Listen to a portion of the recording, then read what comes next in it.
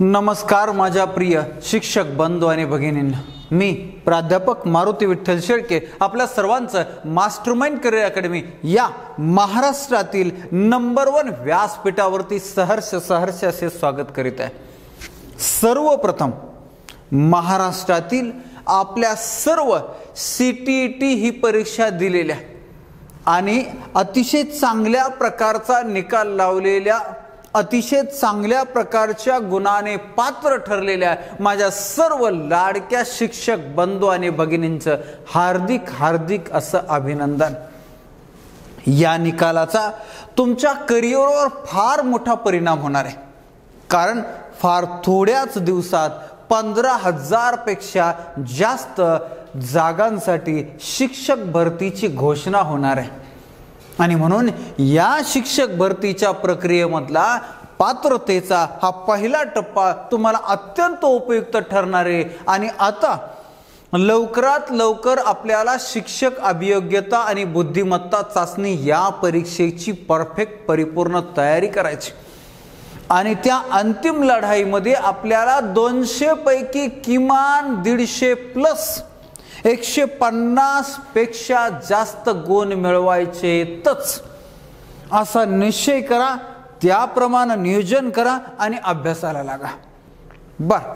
या तुमच्या तयारीसाठी माझ्याकडे आपल्या मास्टरमाइंड करिअर अकॅडमीच्या ॲपमध्ये आपल्या व्यासपीठावरती संपूर्ण शिक्षक अभियोग्यता व बुद्धिमत्ता चाचणी नावाचा किमान 4 ते 6 महिने कालावधी असणारा कोर्स ऑलरेडी रेडी आहे, तो तयार आहे। फक्त तुम्ही त्या कोर्समध्ये जाऊन त्या कोर्समध्ये प्रवेश करून हा कोर्स पाहायला सुरुवात करायची। यामध्ये तुम्हाला सर्व विषयांच्या नोट्स, सर्व विषयांवर टेस्ट आणि सर्व विषयांचे परिपूर्ण क्वालिटीचे लेक्चर्स उपलब्ध असणार आहेत। जर तुम्ही इतर स्पर्धा परीक्षांची तयारी करत असाल तर बाकीच्या विषयांची तयारी तुम्हाला तुमची ऑलरेडी असूही शकते। अशा वेळेस तुम्हाला अजूनही एक ऑप्शन मी ठेवला आहे, फक्त संपूर्ण शिक्षणशास्त्र, ज्याला आपण बाल मानसशास्त्र व अध्यापन शास्त्र असं TETच्या वेळेस म्हणत होतो, असं संपूर्ण शिक्षणशास्त्र किंवा आपलं बाल मानसशास्त्र व अध्यापन शास्त्राचा स्वतंत्र कोर्स सुद्धा तुम्ही जॉईन करू शकता। मग आपलं ॲप अशा प्रकारचा लोगो असणारं ॲप डाउनलोड करायचं, त्यामध्ये स्टोअर नावाचा ऑप्शन आहे, त्या स्टोअरमधून तुम्ही वेगळे कोर्स आहेत त्यामध्ये हा बाल मानसशास्त्र व अध्यापन शास्त्र किंवा संपूर्ण शिक्षक अभियोग्यता व बुद्धिमत्ता चाचणी कुठलाही तुम्हाला जो उपयुक्त आहे, जो गरजेचा वाटतोय, तो कोर्स तुम्ही तिथंच ॲपमध्ये पेमेंट करून जॉईन करू शकता। चला तर आपण आज शिकणार आहोत बाल मानसशास्त्र व अध्यापन शास्त्रामधील एक अत्यंत महत्त्वाचा घटक। कुठला घटक आहे तर तो घटक आहे मानसशास्त्रातील विविध संप्रदाय। मानसशास्त्रातील विविध संप्रदाय हा घटक तुमच्या शिक्षक अभियोग्यता व बुद्धिमत्ता चाचणी म्हणजे टेस्टसाठी, त्याचबरोबर शिक्षक पात्रता कसोटी म्हणजे TET पेपर 1 पेपर 2 साठी, त्याचबरोबर CDPO साठी, त्याचबरोबर सेंट्रल गव्हर्नमेंटच्या CTET साठी, त्याचबरोबर महिला व बाल कल्याण अधिकारी अशा अनेक परीक्षांसाठी उपयुक्त असणारा हा घटक आहे। अगोदर नेमकं मानसशास्त्रातील संप्रदाय म्हणजे नेमकं काय याचा अर्थ समजून घेऊया। या पृथ्वी तलावर मानव अवतरल्यानंतर काही वर्षातच विविध धर्म उदयास आले। त्या सर्व धर्मांचा एकच अर्थ आहे मानवी कल्याण, प्राणी मात्राचं कल्याण, हाच सर्व धर्माचा हेतू असायला पाहिजे आहे। एखाद्या धर्मामध्ये जर तसा हेतू नसेल तर त्याला धर्मच कसा म्हणणार आहे, तो अधर्म म्हणणार आहे। इतर धर्मियांवर, इतर मानवांवर जर तो अत्याचार करत असेल, अन्याय करत असेल तर त्याला धर्म कसा म्हणायचं, त्याला अधर्म म्हणणार आहे। म्हणून सर्व धर्माचा मूळ हेतू हा मानवी कल्याण हाच आहे। आणि मग प्रत्येक धर्मातील धर्मपंडित, धर्मोपदेशक दैनंदिन जीवनामधील किंवा या विश्वातील व्यवहाराचा त्या धर्माशी, त्या धर्मातील मूल्यांशी अर्थ जोडून सर्वसामान्य जनतेला मार्गदर्शन करत असतात. बरं, धर्मनिहाय, प्रदेशनिहाय गरजा वेगळ्या असतात, परिस्थिती वेगळी असते आणि त्यामुळं हे धर्मोपदेशक, हे धर्मपंडित वेगळ्या वेगळ्या पद्धतीनं, वेगळ्या वेगळ्या मार्गानं मार्गदर्शन करत असतात. मग अनेक धर्मपंडित आहेत, अनेक धर्मोपदेशक आहेत, त्यांच्यामध्ये मतांतरे आहेत आणि त्यामुळं अनेक धर्मामध्ये, जवळपास सर्व धर्मामध्ये विविध पंथ आणि विविध जाती, त्याचबरोबर विविध संप्रदाय निर्माण झाले. ज्याप्रमाणे विचारांमधील विविधतेमुळं धर्मामध्ये धार्मिक संप्रदाय निर्माण झाले, अगदी त्याचप्रमाणे, अगदी त्याच पद्धतीनं मानवी वर्तनाचे किंवा वर्तनाचे शास्त्र म्हणजे मानसशास्त्र ही व्याख्या अर्थपूर्ण आणि सर्वमान्य मानल्यानंतर अनेक मानसशास्त्रज्ञांनी या मानसशास्त्राच्या अभ्यासाला वेग दिला. अनेक देशामध्ये, अनेक प्रदेशामध्ये वेगळ्या वेगळ्या भाषेच्या माध्यमातून, वेगळ्या वेगळ्या अभ्यास पद्धतीच्या माध्यमातून, वेगळ्या वेगळ्या अभ्यासाच्या साधनाच्या माध्यमातून या मानसशास्त्राचा अभ्यास केला जाऊ लागला. आणि तिथेही हेतू जरी एकच असला की वर्तनाचं स्वरूप समजून घ्यायचं, त्या वर्तनाच्या पाठीमागील कारण मीमांसा समजून घ्यायचं, हाच हेतू सर्वांचा जरी असला तरी अभ्यास पद्धती प्रत्येकाच्या वेगळ्या वेगळ्या आहेत, अभ्यासाची साधने प्रत्येकाची वेगळी वेगळी आहेत, विचार प्रणाली, संकल्पना प्रत्येकाच्या वेगळ्या वेगळ्या आहेत. आणि म्हणून मानसशास्त्राच्या अभ्यासकांमध्ये, संशोधकांमध्ये म्हणजेच मानसशास्त्रज्ञांमध्ये सुद्धा मतांतर आहेत आणि त्यामुळं विविध विचार प्रणाली उदयास आल्या, विविध मतांचे प्रवाह जन्माला आले आणि त्या विचार प्रणालीलाच, या मानसशास्त्रज्ञांच्या मतांच्या प्रवाहालाच आपण मानसशास्त्रीय संप्रदाय असे म्हणतो, मानसशास्त्रातील संप्रदाय असे म्हणतो. आणि मग या संप्रदायाचा आपण अभ्यास केल्यानंतर आपल्याला मानसशास्त्रातील विविध संकल्पना कशा उदयास आले, त्यांचा वेगळ्या वेगळ्या पद्धतीनं कसा अभ्यास झाला, त्या संकल्पनांचा विकास कसा झाला हे आपल्याला समजतं. आणि म्हणूनच आजच्या या लेक्चरमध्ये आपण मानसशास्त्रातील संप्रदाय नावाचा अत्यंत महत्त्वाचा टॉपिक पाहायला सुरुवात करणार आहोत. झाले, आपण या मानसशास्त्रातील विविध संप्रदायाची प्रास्ताविक पाहिली, ते मानस संप्रदाय कसे निर्माण झाले, उद्याची काय पार्श्वभूमी हे आपण समजून घेतलं. आता आपल्याला स्पर्धा परीक्षेची म्हणजे शिक्षक भरतीची तयारी करत असताना किंवा CDPO ची तयारी करत असताना, महिला बाल कल्याण अधिकारी असेल, टेट असेल, TT असेल, यामध्ये प्रमुख कोणते संप्रदाय परीक्षेला विचारले जातात हे सुद्धा माहिती असायला पाहिजे. त्यामध्ये पहिल्यांदा आहे रचनावाद, स्ट्रक्चरलिझम त्याला म्हणतात. यानंतर कार्यवाद आहे, वर्तनवाद आहे, मनोविश्लेषण शास्त्र किंवा मनोविश्लेषणवाद आहे, हेतुवाद आहे आणि समष्टीवाद आहे. अशा रीतीचे हे 6 जे संप्रदाय आहेत, हे 6 संप्रदाय आपल्याला समजून घ्यायचे. मग हे 6 संप्रदाय समजून घेत असताना याचं काय काय शिकावं लागतं. पहिली गोष्ट की त्या संप्रदायाचा मुख्य प्रवक्ता कोण आहे, जनक कोण आहे. दुसरी गोष्ट, त्या संप्रदायानं कोणत्या कोणत्या संकल्पनांना विरोध केलाय आणि कोणत्या नव्या संकल्पना मांडल्यात, म्हणजेच त्या संप्रदायाची वैशिष्ट्ये. दुसरा घटक. त्यानंतर तिसरा घटक आहे की मानसशास्त्रामध्ये त्या संप्रदायाचं योगदान काय. आणि चौथा घटक असणारे त्या संप्रदायाच्या मर्यादा, दोष, उणिवा. अशा रीतीने या प्रत्येक हे 4ही भाग जे आहेत त्या सर्व संप्रदाया संदर्भात आपल्याला पाहिजे. चला तर आजच्या लेक्चरमध्ये हा पहिल्या क्रमांकाचा संप्रदाय आपण समजून घेणार आहोत, रचनावाद, ज्याला आपण इंग्रजीमध्ये स्ट्रक्चरलिझम असं म्हणतोय. रचनावाद, या रचनावादाचा प्रवक्ता कोण आहे तर या रचनावादाचा प्रवक्ता आहे एडवर्ड बी टिचनेर. हा अमेरिकन मानसशास्त्रज्ञ जो आहे हा रचनावादाचा प्रवक्ता आहे, जनक आहे, संकल्पक आहे. याचा कालखंड जर सांगायचा म्हटला तर 1867 त्याचा जन्म आहे आणि 1927 त्याचा मृत्यू आहे. 1867 ते 1927. मात्र त्यानं मांडलेल्या या रचनावादाचा मूळ प्रभावाचा जो कालखंड आहे तो आहे 1900 ते 1910 असा कालखंड आहे. 1900 ते 1910 या कालखंडामध्ये रचनावादाचा मानसशास्त्रावर मोठा प्रभाव होता आणि म्हणून हा रचनावादाचा कालखंड समजूया आणि एडवर्ड बी टिचनेरचा कालखंड म्हणजे त्याचा जन्म मृत्यूचा त्याचा कालखंड जो आहे 1867 ते 1927. ओके, जर रचनावादाची वैशिष्ट्ये आपल्याला समजून घ्यायची. रचनावादाचं पहिल्या क्रमांकाचं वैशिष्ट्य आपण समजून घेऊया. पहिल्या क्रमांकाचं वैशिष्ट्य काय आहे? रचनावादापूर्वी सुरुवातीच्या काळामध्ये मानसशास्त्राची एक व्याख्या सांगितली जायची. काय? Psychology is a study of soul. आत्म्याचे शास्त्र म्हणजे मानसशास्त्र, अशा प्रकारची व्याख्या मांडली जायची.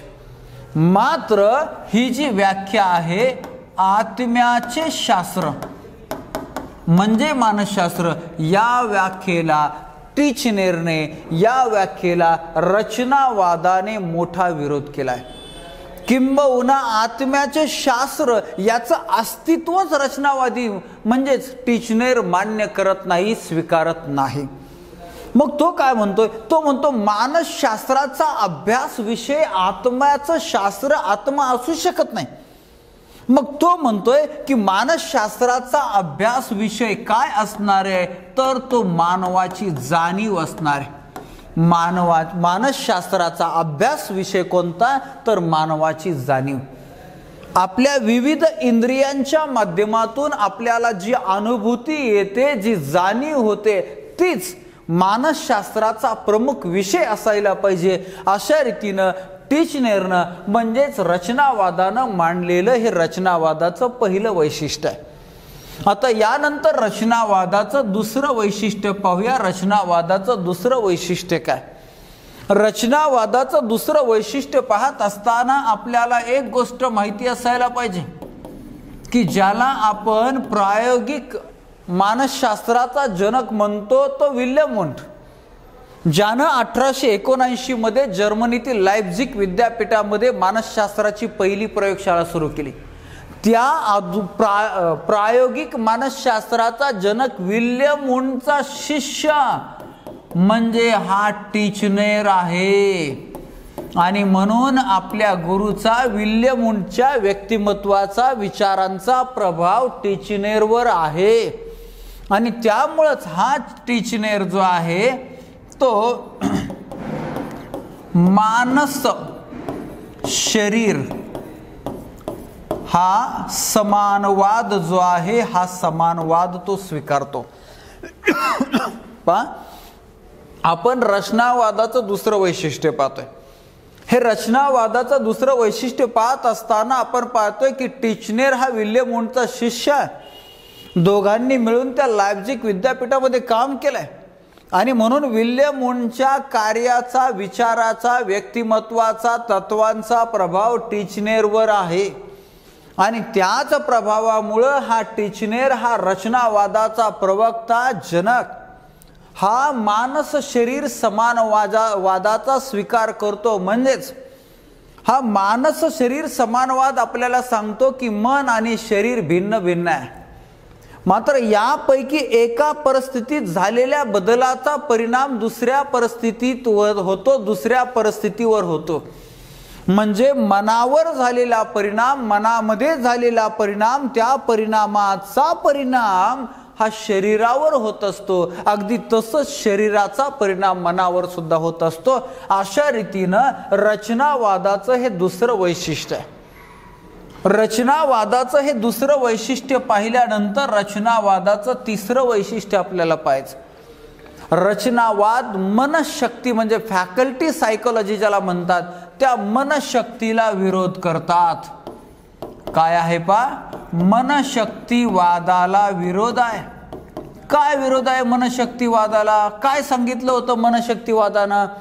मनशक्तीवादानं सांगितलं होतं काय तर संवेदन, अवबोधन, अवधान आणि कल्पना या मानस शाखा आहेत, या मनाच्या शाखा आहेत, असं मत मनशक्तीवाद्यांनी मांडलेलं आहे, फॅकल्टी सायकोलॉजीवाल्यांनी मांडलेलं आहे. मात्र या मताला रचनावादाचा प्रखर विरोध आहे. आणि रचनावादाचा विरोध का आहे? रचनावादाचं टिचनेरचं मत वेगळं आहे. हा टिचनेर काय सांगतोय, रचनावाद काय सांगतोय, तर मानसशास्त्राची संपूर्ण रचना पहा, मानसशास्त्राची संपूर्ण रचना ही जाणीवेच्या 3 घटकांवर अवलंबून आहे. मानसशास्त्राची संपूर्ण मानसशास्त्राचं स्ट्रक्चर, संपूर्ण मानसशास्त्राची रचना ही जाणीवेचे 3 घटक आणि त्या 3 घटकांच्या 4 वैशिष्ट्यावर अवलंबून आहे. हे रचनावादाचं 3रं वैशिष्ट्य पाहतोय. मग हे 3 घटक कोणते सांगितलेले आहेत रचनावादानं? जे जाणीवेचे 3 प्रमुख घटक आहेत, तर त्याच्यामध्ये एक आहे संवेदन, दुसऱ्या क्रमांकाचं आहे प्रेम आणि तिसऱ्या क्रमांकाचं आहे प्रतिमा. अशा या 3 प्रमुख घटकांना अनुभूतीची, जाणीवेची सर्वात महत्वाचे 3 घटक मानतोय. आणि मग या 3 घटकांचे वैशिष्ट्य कोणते सांगितले? 3 घटकांचे वैशिष्ट्य सांगितलेत, त्यामध्ये तो म्हणतोय की संवेदन आणि प्रतिमा या 2 घटकांचे 4 वैशिष्ट्ये. मग त्याच्यामध्ये एक आहे गुणवत्ता, त्याच्यानंतर दुसरं आहे तीव्रता, त्याच्यानंतर 3रं वैशिष्ट्य आहे कालावधी आणि 4थ्या क्रमांकाचं वैशिष्ट्य आहे स्पष्टता. हे कशाचे वैशिष्ट्य? 3 घटकांपैकी संवेदन आणि प्रतिमा या 2 महत्वाच्या घटकांचे हे 4 वैशिष्ट्य. बर, मग 3रं एक राहिलं की प्रेम. तर स्पष्टता सोडता प्रेम या घटकाचे हे 3 महत्वाचे वैशिष्ट्य आहेत, गुणवत्ता, तीव्रता आणि कालावधी. पहा, हे 4 वैशिष्ट्ये आणि हे 3 घटक यांच्यापासून मिळून संपूर्ण मानसशास्त्राची रचना घडते. आपल्या अनुभूतीमध्ये, आपल्या जाणीवेमध्ये या सर्व घटकांचा समावेश असतो, असं टिचनेर सांगतोय, रचनावाद सांगतोय. झालं. रचनावादाचे हे 3 वैशिष्ट्य पाहिल्यानंतर रचनावादाचं पुढच्या क्रमांकाचं वैशिष्ट्य, 4थ्या क्रमांकाचं वैशिष्ट्य पाहायचं. रचनावादानं म्हणजेच टिचनेरनं मानसशास्त्राची अभ्यास पद्धती म्हणून आत्मनिरीक्षण पद्धतीचा स्वीकार केलेला आहे. आत्मनिरीक्षण पद्धतीचा स्वीकार कोणत्या संप्रदायानं, विचार प्रणालीनं केला? तर रचनावादानं केला. हे एक महत्वाचं वैशिष्ट्य. याच्यानंतर 5व्या क्रमांकाचं वैशिष्ट्य रचनावादानं, त्याचबरोबर टिचनेरनं काय केलंय? तर टिचनेरनं अनुभूतींना म्हणजेच जाणीवेला आणि त्या जाणीवेच्या विश्लेषणाला महत्त्व दिलेलं आहे. विश्लेषणाला महत्त्व दिलं. आणि टिचनेर सांगतोय की अनुभूतीचा एकमेव स्रोत, अनुभूतीचा, जाणीवेचा एकमेव स्रोत म्हणजेच आपली मज्जासंस्था आहे. मज्जासंस्थेमार्फतच आपल्याला अनुभूती होतात, आपल्याला जाणीवा होतात, असं टिचनेर सांगतोय, असं रचनावाद सांगतोय. जरा अशा रीतीनं रचनावादाचे 5 वैशिष्ट्य आपण पाहिले. बर, रचनावादाचे हे प्रमुख 5 वैशिष्ट्ये झाल्यानंतर रचनावादाचं मानसशास्त्रामध्ये योगदान काय हे आपल्याला समजून घ्यायचंय. तर रचनावादाचं योगदान आपल्याला 4 संकल्पनांच्या माध्यमातून समजून घ्यायचंय. योगदान क्रमांक 1 आत्मनिरीक्षण पद्धती. वर्तन अभ्यासाची आत्मनिरीक्षण पद्धती ही मानसशास्त्राला दिलेलं रचनावादाचं एक महत्त्वाचं योगदान आहे। या पद्धतीमुळे आपल्याला भावनांचा अभ्यास करता येतोय, या पद्धतीमुळे आपल्याला आत्मदोष निवारण करता येतात। अशा रीतीने अत्यंत महत्त्वाची पद्धती ही रचनावादाचं योगदान आहे। यानंतर दुसऱ्या क्रमांकाचं योगदान की मानसशास्त्राला मूलभूत शास्त्र म्हणून अभ्यासायला सुरुवात कोणामुळे केली तर रचनावादामुळे। रचनावादामुळेच आपण आणि मानसशास्त्रज्ञांनी मूलभूत शास्त्र म्हणून मानसशास्त्र स्वीकारलंय। झाला दुसऱ्या क्रमांकाचं योगदान झाल्यानंतर तिसऱ्या क्रमांकाचं योगदान काय आहे? तिसऱ्या क्रमांकाचं योगदान तर तिसऱ्या क्रमांकाचं योगदान आहे संवेदन, भावना, अवधान अशा प्रकारच्या संकल्पनांना, या संकल्पनांचा सखोल दृष्टिकोनातून, वैज्ञानिक दृष्टिकोनातून अभ्यासायला सुरुवात या रचनावादामुळे झाली। पहा तिसऱ्या क्रमांकाचं काय योगदान आहे? संवेदन, भावना, अवधान या मानसशास्त्रातील संकल्पनांचा सखोल अभ्यास किंवा वैज्ञानिक दृष्टिकोनातून अभ्यास रचनावादामुळे सुरुवात झाली। यानंतर चौथ्या क्रमांकाचं योगदान रचनावादाचं चौथ्या क्रमांकाचं योगदान काय आहे तर अनुभूतीला म्हणजे जाणीवेला मानसशास्त्रीय मूल्य कोणी प्राप्त करून दिलं तर अनुभूतीला, आपल्या जाणीवेला मानसशास्त्रीय मूल्य रचनावादानं प्राप्त करून दिलं, टिचनेरनं प्राप्त करून दिलं।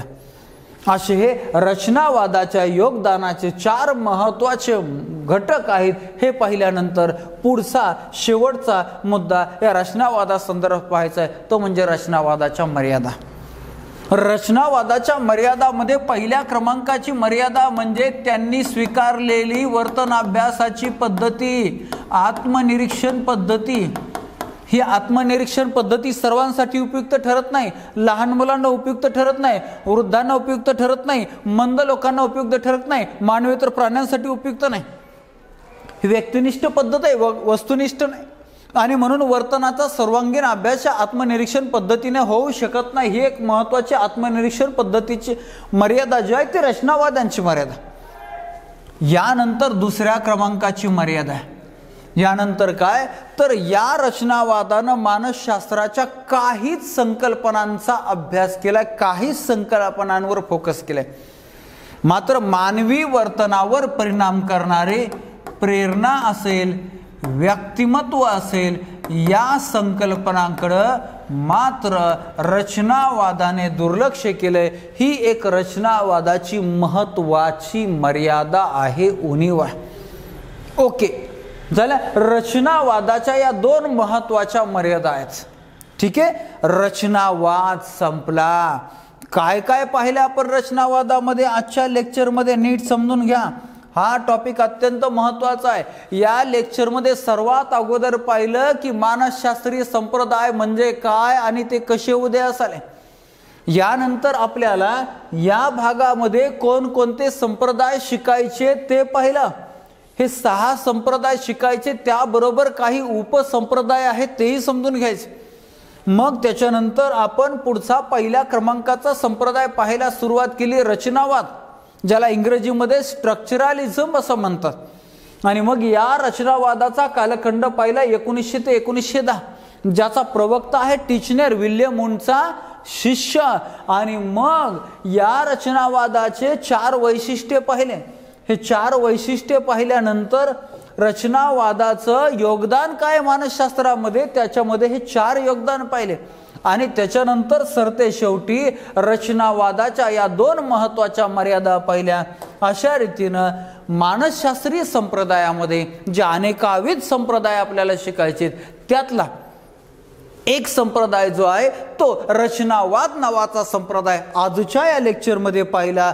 पुढील लेक्चरमध्ये पुढचा संप्रदाय, त्याचे प्रवक्ते, त्याचे जनक, त्याचे वैशिष्ट्य, त्याचे योगदान आणि मर्यादा आपण पुढच्या लेक्चरमध्ये समजून घेणार आहोत। या लेक्चरमध्ये, या भागामध्ये इथंच थांबूया। धन्यवाद। Thank you very much.